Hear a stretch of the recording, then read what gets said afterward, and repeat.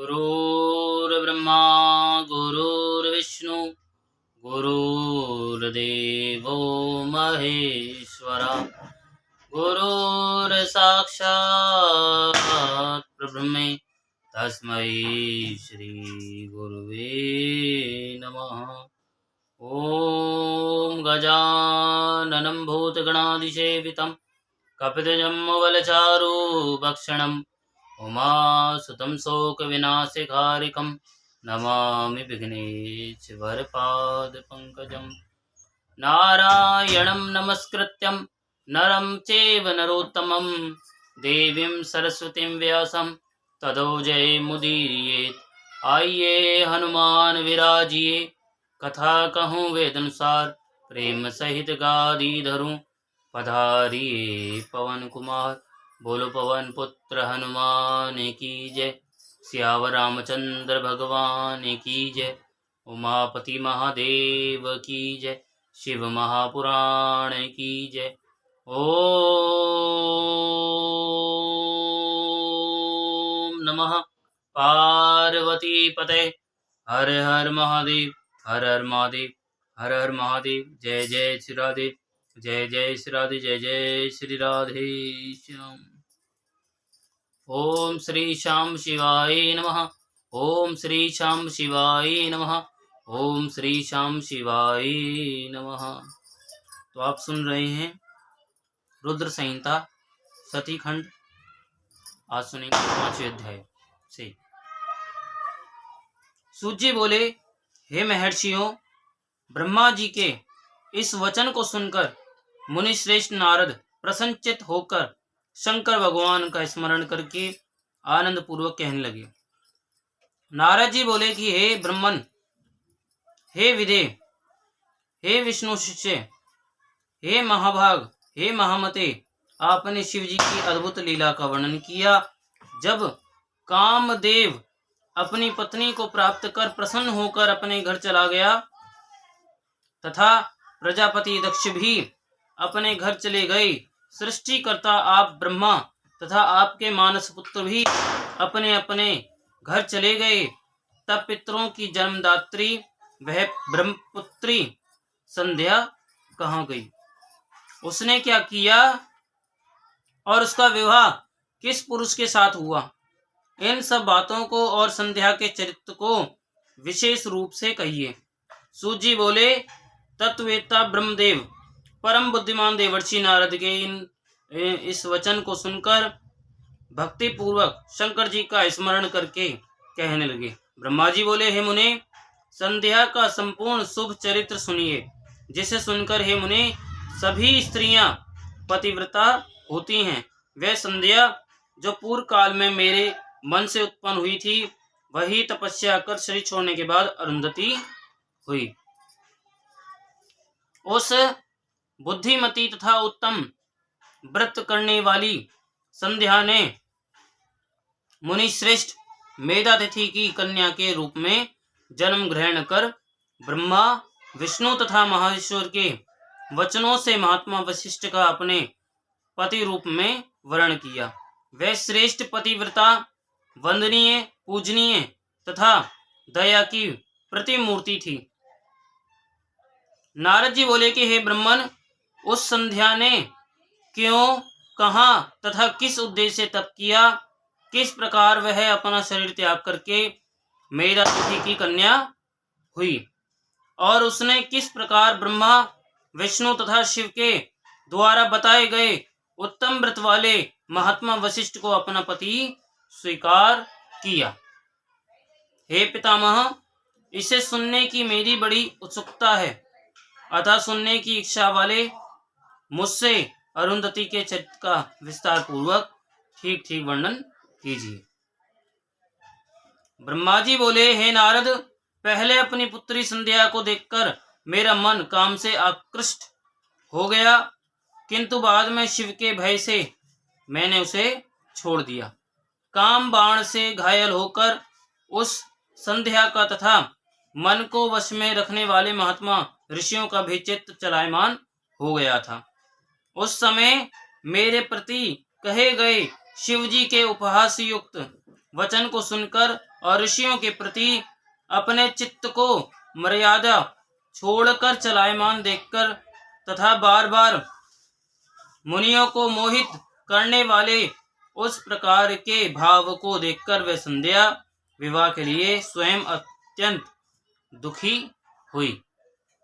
हे मुने, कामदेव को शाप देकर जब मैं अंतर्ध्यान हो गया एवं शिवजी अपने स्थान कैलाश को चले गए, उस समय हे मुनि वह मेरी पुत्री संध्या क्षुब्ध होकर कुछ विचार करके ध्यान मग्न हो गई।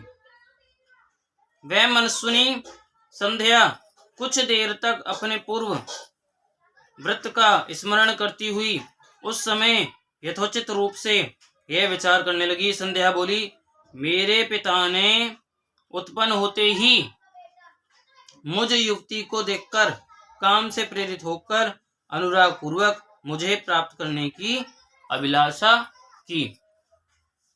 इसी प्रकार आत्म तत्वज्ञ ब्रह्मदेव के मानस पुत्रों ने भी मुझे देखकर अपना मन मर्यादा से रहित कर कामाभिलाष से युक्त कर लिया। इस दुरात्मा कामदेव ने मेरे भी चित्त को मथ डाला, जिससे सभी मुनियों को देखकर मेरा मन बहुत चंचल हो गया। इस पाप का फल कामदेव ने स्वयं पा लिया कि शंकर जी के सामने कुपित होकर ब्रह्मा जी ने उसे शाप दे दिया। मैं पापनी भी इस पाप का फल पाऊंगी, अतः उस पाप से शुद्ध होने के लिए मैं भी कोई साधन करना चाहती हूँ, क्योंकि मुझे देखकर मेरे पिता तथा सभी भाई प्रत्यक्ष रूप से काम भाव पूर्वक मेरी अभिलाषा करने लगे, अतः मुझसे बढ़कर कोई पापनी नहीं है। उन सब को देखकर मुझ में भी अमर्यादित रूप से काम भाव उत्पन्न हो गया और मैं भी अपने पिता तथा सभी भाइयों में पति के समान भावना करने लगी। अब मैं इस पाप का प्रायश्चित करूंगी और वेद मार्ग के अनुसार अपने शरीर को अग्नि में हवन कर दूंगी। मैं इस भूतल पर एक मर्यादा स्थापित करूंगी, जिससे कि शरीरधारी उत्पन्न होते ही काम भाव से युक्त ना हो। तो इसके लिए मैं परम कठोर तप करके उस मर्यादा को स्थापित करूंगी और बाद में अपना शरीर छोड़ूंगी। मेरे जिस शरीर में मेरे पिता एवं भाइयों ने कामाभिलाष किया, उस शरीर से अब कोई प्रयोजन नहीं है। मैंने भी जिस शरीर से अपने पिता तथा भाइयों में काम भाव उत्पन्न किया, अब वह शरीर पुण्य कार्य का साधन नहीं हो सकता। वह संध्या अपने मन में ऐसा विचार कर चंद्रभागा नामक श्रेष्ठ पर्वत पर गई, जहां से चंद्रभागा नदी निकली हुई है। इसके बाद संध्या को उस श्रेष्ठ पर्वत पर तपस्या के लिए गई हुई जानकर मैंने अपने पास में बैठे हुए मन को वश में रखने वाले सर्वज्ञ ज्ञान योग तथा वेद वेदांग के पारगामी अपने पुत्र वशिष्ठ से कहा। ब्रह्मा जी बोले, हे पुत्र वशिष्ठ, तपस्या का विचार करके गई हुई मनस्विनी पुत्री संध्या के पास जाओ और इसे विधि पूर्वक दीक्षा प्रदान करो। हे मुनि, प्रथम यह तुम लोगों को, मुझको तथा अपने को कामाभिलाष से युक्त देख रही थी, परंतु अब इसके नेत्रों की चपलता दूर हो गई है। यह तुम लोगों को तथा अपने अभूतपूर्व दुष्कर्म को समझकर मृत्यु ही अच्छी है ऐसा विचार कर प्राण छोड़ने की इच्छा करती है। अब यह तपस्या के द्वारा अमर्यादित प्राणियों में मर्यादा स्थापित करेगी, इसलिए तपस्या करने के लिए वह साध्वी चंद्रभाग नामक पर्वत पर गई है। हे तात, वह तपस्या की किसी भी क्रिया को नहीं जानती है, अतः जिस प्रकार के उपदेश से वह अपने अभिष्ट को प्राप्त करे वैसा करो। हे मुने, तुम अपने इस रूप को छोड़कर दूसरा शरीर धारण कर उसके समीप में स्थित होकर तपश्चर्या की क्रियाओं को प्रदर्शित करो। उसने यहाँ पर मेरे तथा तुम्हारे रूप को पहले देख लिया है। इस रूप द्वारा वह कुछ भी शिक्षा ग्रहण नहीं करेगी, इसलिए दूसरा रूप धारण करो। तो ब्रह्मा जी बोले कि हे नारद, इस प्रकार दयालु मुनि वशिष्ठ जी ने मुझसे आज्ञा प्राप्त की और तथास्तु ऐसा कहकर वे संध्या के समीप गए। वशिष्ठ जी ने वहां मानस सरोवर के समान गुणों से परिपूर्ण देवसर को तथा उसके तट पर गई हुई उस संध्या को भी देखा। उज्ज्वल कमलों से युक्त वह देवसर तट पर स्थित संध्या द्वारा इस प्रकार शोभित हो रहा था, मानो प्रदोष काल में उदित चंद्रमा तथा नक्षत्रों से युक्त आकाश रात्रि में सुशोभित हो रहा हो। कौतूहल युक्त वशिष्ठ जी सुंदर भाव वाली उस संध्या को देखकर बृहल लोहित नामक उस तालाब की ओर देखने लगे। उन्होंने उसी चंद्रभाग पर्वत के शिखरों से दक्षिण समुद्र की ओर जाने वाली चंद्रभागा नदी को भी देखा। वह नदी चंद्रभाग पर्वत के विशाल पश्चिमी भाग को तोड़कर समुद्र की ओर उसी प्रकार जा रही थी जैसे हिमालय से गंगा समुद्र में जाती है। उस चंद्रभाग पर्वत पर बृहल लोहित सरोवर के तट पर स्थित संध्या को देखकर वशिष्ठ जी आदर पूर्वक उससे पूछने लगे। वशिष्ठ जी बोले, हे भद्रे, इस निर्जन पर्वत पर तुम किस लिए आई हो? तुम किसकी कन्या हो और यहाँ क्या करना चाहती हो? पूर्ण चंद्रमा के समान तुम्हारा मुख मलिन क्यों हो गया है? यदि कोई गोपनीय बात ना हो तो बताओ, मुझे सुनने की इच्छा है। ब्रह्मा जी बोले, उन महात्मा वशिष्ठ की बात सुनकर उन्हें महात्मा प्रदीप्त अग्नि के समान तेजस्वी ब्रह्मचारी तथा जटाधारी देखकर और आदर पूर्वक प्रणाम कर संध्या उन तपोधन वशिष्ठ से कहने लगी। संध्या बोली, हे विभो, मैं जिस उद्देश्य से इस सिद्ध पर्वत पर आई हूँ वह तो आपके दर्शन मात्र से ही पूर्ण हो जाएगा। हे ब्रह्मन, मैं तप करने के लिए इस निर्जन पर्वत पर आई हूँ। मैं ब्रह्मा की पुत्री हूँ और संध्या नाम से प्रसिद्ध हूँ। यदि आपको उचित जान पड़े तो मुझे उपदेश कीजिए। मैं तपस्या करना चाहती हूँ, अन्य कुछ भी गोपनीय नहीं है। मैं तपस्या की कोई विधि बिना जाने ही तपोवन में आ गई हूँ। इसी चिंता से मैं सूखती जा रही हूँ तथा मेरा हृदय कांप रहा। ब्रह्मा जी बोले, ब्रह्म ज्ञानी वशिष्ठ जी ने उसकी बात सुनकर पुनः संध्या से कुछ नहीं पूछा, क्योंकि वे सभी बातें जानते थे। इसके बाद वे मन में भक्तवत्सल शंकर जी का स्मरण कर तपस्या के लिए उद्यम करने वाली तथा मन को वश में रखने वाली उस संध्या से कहने लगे। वशिष्ठ जी बोले, हे देवी, जो महान तेज स्वरूप, महान तप तथा परम आराध्य हैं, उन शंभु का मन में ध्यान करो। जो धर्म, अर्थ, काम और मोक्ष के आदि कारण तथा अद्वैत स्वरूप हैं, उन्हीं संसार के एकमात्र आदि कारण पुरुषोत्तम का भजन करो। हे शुभानने, तुम इस मंत्र से देवेश्वर शंभु का भजन करो, उससे तुम्हें समस्त पदार्थों की प्राप्ति हो जाएगी, इसमें संदेह नहीं है। ओम नमः शंकराय ओम। इस मंत्र से मौन होकर इस प्रकार तपस्या का प्रारंभ करो। विशेष विधि तुमको बता रहा हूं, सुनो। मौन होकर स्नान तथा मौन होकर सदाशिव की पूजा करनी चाहिए। प्रथम दोनों षष्ठ कालों में जल का आहार कर तीसरे षष्ठ काल में उपवास करें। इस प्रकार षष्ठकालिक क्रिया तपस्या की समाप्ति पर्यंत करनी चाहिए। हे देवी, इसका नाम मौन तपस्या है। इसे करने से ये ब्रह्मचर्य का फल प्रदान करने वाली तथा सभी अभिष्ट फल प्रदान करने वाली है। ये सत्य है, इसमें संशय नहीं है। इस प्रकार चित्त में विचार करके सदाशिव का गहन चिंतन करो, गहन और गहरे उतरते जाओ।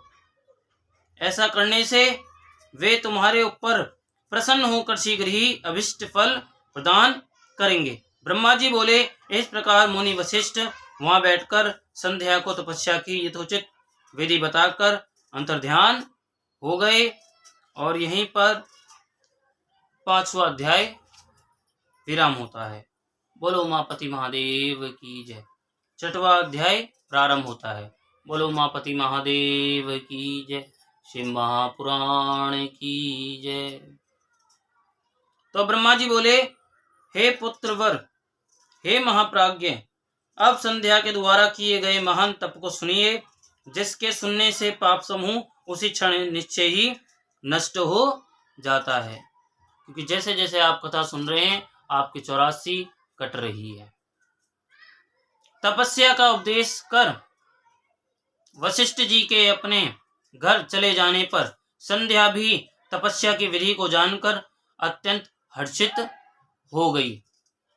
वह बृहल लोहित सर के सन्निकट प्रसन्नचित होकर अनुकूल वेश धारण करके तपस्या करने लगी। वशिष्ठ जी ने तपस्या के साधनभूत जिस मंत्र को बताया था, उस मंत्र से वह शंकर जी का पूजन करने लगी। इस प्रकार सदाशिव में चित्त लगाकर एकाग्र मन से घोर तपस्या करती हुई उस संध्या का एक चतुर्युग बीत गया।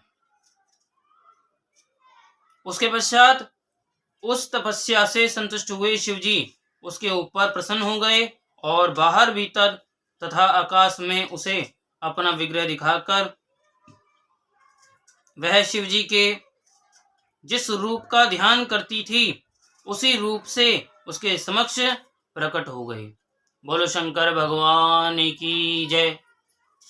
संध्या ने मन में चिंतित, प्रसन्नमुख तथा शांत स्वरूप भगवान शिव को सामने देखकर बहुत प्रसन्न हुई। मैं शिव जी से क्या कहूं तथा किस प्रकार इनकी स्तुति करूं, इस प्रकार चिंतित होकर संध्या ने भयपूर्वक अपने नेत्रों को बंद कर लिया। क्योंकि जब परमात्मा सामने आते हैं तो हम माया में रहते हैं और माया के विचार हमारे मन में रहते हैं, और जब वो परमात्मा आ जाते हैं तो माया पति आ गए तो फिर माया कहाँ रही। परमात्मा के सामने आते ही मौन अपने आप आ जाता है, विचार शून्य हो जाते हैं। जब परमात्मा सामने आते हैं तो फिर बस उनको या तो एकटक देखते रहने का मन करता है, या फिर उनका जो प्रकाश है उसको देख करके ये नेत्र, क्योंकि ये माया के नेत्र हैं, ये बंद हो जाते हैं और अंदर के नेत्र खुले रहते हैं और उनका दर्शन करते रहते हैं। तो इसलिए संध्या ने अपने नेत्र बंद कर दिए। तब नेत्र बंद की हुई उस संध्या के हृदय में प्रविष्ट होकर शिवजी ने उसे दिव्य ज्ञान, दिव्य वाणी और दिव्य चक्षु प्रदान किए। इस प्रकार उसने दिव्य ज्ञान, दिव्य चक्षु, दिव्य वाणी प्राप्त की और जगतपति दुर्गेश को प्रत्यक्ष खड़ा देखकर वह उनकी इस प्रकार स्तुति करने लगी। संध्या बोली, निराकारं ज्ञानगम्यं परम य। तो संध्या बोली, जिनका रूप निराकार, ज्ञानगम्य तथा पर है, जो न स्थूल न सूक्ष्म न उच्च ही है तथा योगियों के द्वारा अंतःकरण से चिंते हैं, ऐसे रूप वाले लोक कर्ता आपको नमस्कार है, जिनका रूप सर्व स्वरूप शांत निर्मल निर्विकार ज्ञान से परे अपने प्रकाश में स्थित विकार रहित आकाश मार्ग स्वरूप एवं अंधकार मार्ग से परे तथा प्रसन्न रहने वाला है, ऐसे आपको नमस्कार है, जिनका रूप एक अद्वितीय शुद्ध दैदीप्यमान माया रहित चिदानंद सहज विकार रहित नित्यानंद स्वरूप सत्य और विभूति से युक्त प्रसन्न रहने वाला तथा समस्त श्री को प्रदान करने वाला है, उन आपको नमस्कार है, जिनका रूप महाविद्या के द्वारा ध्यान करने योग्य सबसे सर्वथा भिन्न परम सात्विक ध्येय स्वरूप आत्म स्वरूप सार स्वरूप संसार सागर से पार करने वाला है और पवित्र को भी पवित्र करने वाला है, उन आपको नमस्कार है, जिनका आकार शुद्ध रूप मनोज्ञ रतन के समान स्वच्छ कर्पूर के समान गौरवर्ण और हाथों में वर अभय मुद्रा शूल मुंड को धारण करने वाला है, उन आप योग युक्त सदाशिव को नमस्कार है। आकाश पृथ्वी दिशाएं जल ज्योति और काल जिनके स्वरूप हैं, ऐसे आपको नमस्कार है, जिनके शरीर से प्रधान एवं पुरुष की उत्पत्ति हुई है, उन अव्यक्त स्वरूप आप शंकर को बार बार नमस्कार है, जो ब्रह्म रूप होकर इस जगत की सृष्टि करते हैं, विष्णु रूप होकर पालन करते हैं तथा रुद्र रूप होकर संहार करते हैं, उन आपको बार बार नमस्कार है, नमस्कार है। कारणों के कारण दिव्य अमृत स्वरूप ज्ञान संपदा देने वाले समस्त लोकों को ऐश्वर्य प्रदान करने वाले प्रकाश स्वरूप तथा परात्पर शंकर को बार बार नमस्कार है, जिनके अतिरिक्त यह जगत और कुछ नहीं है। सब मिथ्या है, सब एक न एक दिन मिट जाएगा, लेकिन जो रहेगा वो सिर्फ सत्य रहेगा। सत्य कौन? वो परम पिता परमेश्वर ही सत्य है और वो ही रहेंगे, बाकी सब एक न एक दिन मिटना है। जिनके पैर से पृथ्वी दिशाएं सूर्य चंद्रमा कामदेव तथा बहिर्मुख अन्य देवता और नाभि से अंतरिक्ष उत्पन्न हुआ है, उन आप शंभु को मेरा नमस्कार है। हे हरे, आप सर्वश्रेष्ठ तथा परमात्मा हैं, आप विविध विद्या हैं, सद्ब्रह्म पर ब्रह्म तथा ज्ञान परायण हैं, जिनका न आदि है न मध्य और न अंत है, और जिनसे यह समस्त संसार उत्पन्न हुआ है। वाणी तथा मन से अगोचर उन सदाशिव की स्तुति किस प्रकार करूं? ब्रह्मा आदि देवगण तथा तपोधन महर्षि भी जिनके रूपों का वर्णन नहीं कर पाते हैं, उनका वर्णन मैं किस प्रकार कर सकती हूँ। हे प्रभु, इंद्र सहित समस्त देवगण तथा सभी असुर भी जब आपके रूप को नहीं जानते, तो आप जैसे निर्गुण के गुणों को मेरे जैसी स्त्री किस प्रकार जान सकती है। हे महेशान, आपको नमस्कार है। हे तपोमय, आपको नमस्कार है। हे शंभु, हे देवेश, आपको बार बार नमस्कार है। आप मेरे ऊपर प्रसन्न होइए, प्रसन्न होइए। नमस्तुभ्यं महेशान, नमस्तुभ्यं तपोमय, प्रसीद शंभो देवेश, भूयो भूयो नमस्ते। तो ब्रह्मा जी बोले, संध्या के द्वारा स्तुत भक्तवत्सल परमेश्वर सदाशिव उसके वचन को सुनकर परम प्रसन्न हो गए। वे शिव वलकल तथा कृष्ण मृग चर्म युक्त उसके शरीर को जटा से आच्छन्न एवं पवित्री धारण किए हुए उसके सिर को तथा तुषारपात से मुरझाए हुए कमल के समान उसके मुख को देखकर दयामय होकर उससे इस प्रकार कहने लगे। महेश्वर बोले, हे भद्रे, तुम्हारी इस उत्कृष्ट तपस्या से तथा तुम्हारी इस स्तुति से मैं बहुत प्रसन्न हूँ। हे शुभ प्राज्ञ, अब तुम वर मांगो। जो भी तुम्हारा अभिष्ट हो तथा जिससे तुम्हारा कार्य पूर्ण हो वह सब मैं करूंगा। हे बद्रे, तुम्हारी इस तपस्या से मैं परम प्रसन्न हो गया हूँ।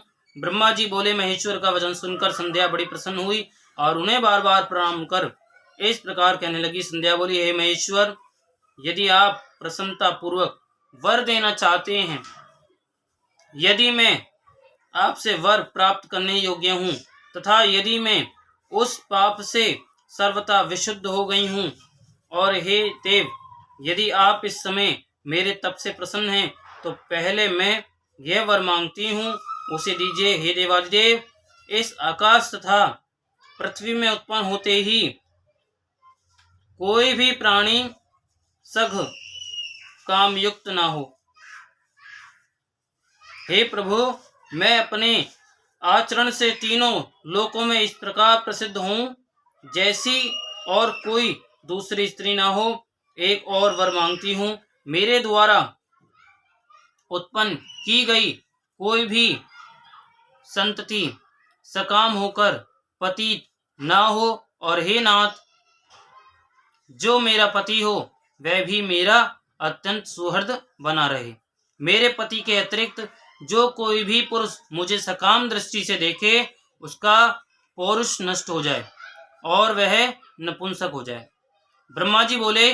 निष्पाप संध्या के इस प्रकार के वचनों को सुनकर तथा उससे प्रेरित होकर भक्तवत्सल भूत भावन शंकर प्रसन्नचित होकर कहने लगे।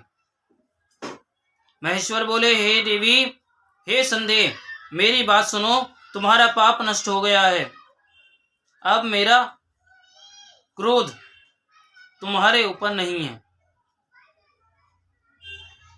और तुम तप करने से शुद्ध हो चुकी हो। भद्रे, हे संध्या, तुमने जो जो वरदान मांगा है तुम्हारी श्रेष्ठ तपस्या से परम प्रसन्न होकर मैंने वह सब तुम्हें प्रदान कर दिया है। अब प्राणियों का प्रथम शेषव बाल भाव, दूसरा कुमार भाव, तीसरा यौवन भाव तथा चौथा वार्धक्य भाव होगा। शरीरधारी तीसरी अवस्था आने पर सकाम होंगे और कोई कोई प्राणी दूसरी के अंत तक सकाम होंगे। मैंने तुम्हारी तपस्या से संसार में यह मर्यादा स्थापित कर दी कि शरीरधारी उत्पन्न होते ही सकाम नहीं होंगे। तुम इस लोक में ऐसा सती भाव प्राप्त करोगी जैसा तीनों लोकों में किसी अन्य स्त्री का नहीं होगा। तुम्हारे पति के अतिरिक्त जो तुमको सकाम दृष्टि से देखेगा वह तत्काल नपुंसक होकर दुर्बल हो जाएगा। तुम्हारा पति महान भाग्यशाली, तपस्वी तथा रूपवान होगा। वह तुम्हारे साथ 7 कल्पों तक जीवित रहेगा। इस प्रकार तुमने जो जो वर मुझसे मांगा उन सभी वरों को मैंने प्रदान किया। अब मैं तुम्हारे जन्मांतर की कुछ बातें कहूँगा। तुम अग्नि में अपने शरीर त्याग करने की प्रतिज्ञा पहले ही कर चुकी हो, अतः उसका उपाय मैं तुमको बता रहा हूँ, उसे निश्चित रूप से करो।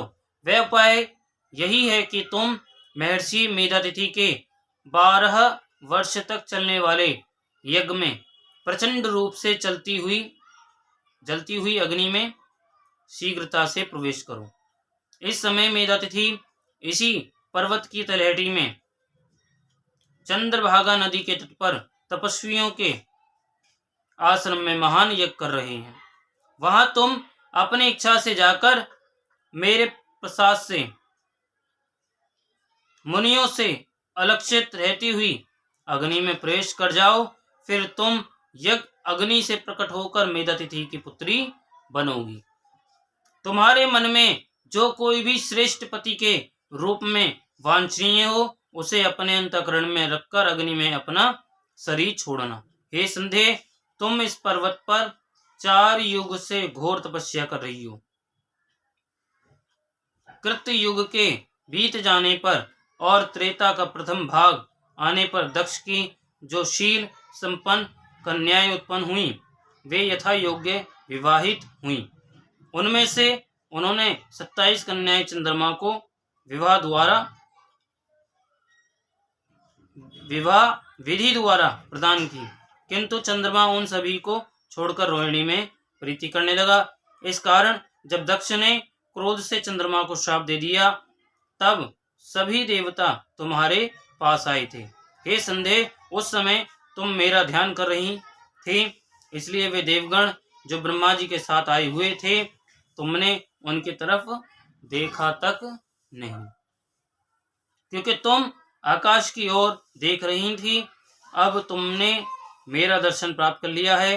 तब ब्रह्मा जी ने चंद्रमा के शाप को दूर करने के लिए इस चंद्रभागा नदी का निर्माण किया है। उसी समय यहाँ मेधातिथि उपस्थित हुए थे। तपस्या में उनके समान ना तो कोई है, न कोई होने वाला है और न कोई हुआ है। उन्होंने ही इस चंद्रभागा नदी के तट पर विधि पूर्वक ज्योतिष्टोम यज्ञ का आरंभ किया है। वहां अग्नि प्रज्वलित हो रही है, उसी में अपने शरीर को छोड़ो। इस समय तुम अत्यंत पवित्र हो, तुम्हारी प्रतिज्ञा पूर्ण हो। हे तपस्विनी, अपने कार्य की सिद्धि के लिए मैंने यह विधि बताई है। हे महाभागे, तुम यहाँ मुनि के यज्ञ में जाओ